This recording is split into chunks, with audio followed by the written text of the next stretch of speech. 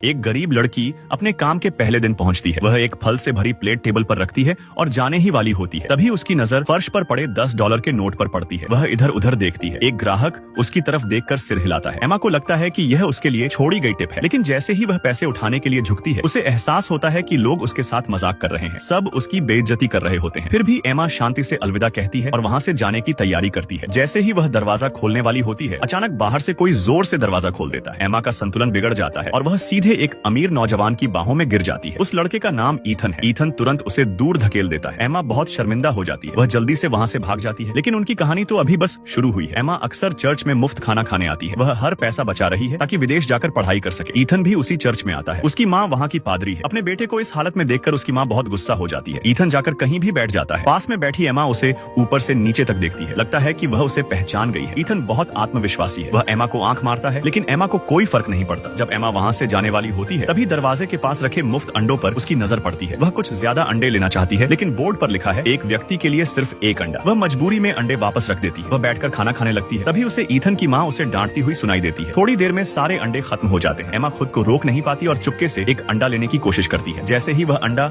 अपनी जेब में रखने लगती है, अचानक ईथन उसके सामने आ जाता है और उसे डरा देता है। एमा फिर से शर्मिंदा हो जाती है। ईथन उससे कहता है कि अपनी शर्ट खोलकर और अंडे ले ले। यह सुनकर एमा और भी असहज हो जाती है। जब ईथन वहाँ से जाने लगता है, तो मजाक करते हुए कहता है कि ज्यादा अंडे खाओगी तो तुम्हारी गैस बहुत बदबूदार होगी। एमा को वह बिल्कुल भी पसंद नहीं आता। उसे लगता है कि उसकी किस्मत ही खराब है जो उसे ऐसा परेशान करने वाला इंसान मिला। उसी दिन एमा एक टोकरी में मकई लेकर भीड़ भाड़ वाली सड़क पर बेच रही होती है। उधर थोड़ी दूर पर ईथन आराम से बैठकर चाय पी रहा होता है। वह एमा को तुरंत पहचान लेता है और उसे जोर जोर से ग्राहकों को बुलाते हुए देखता है।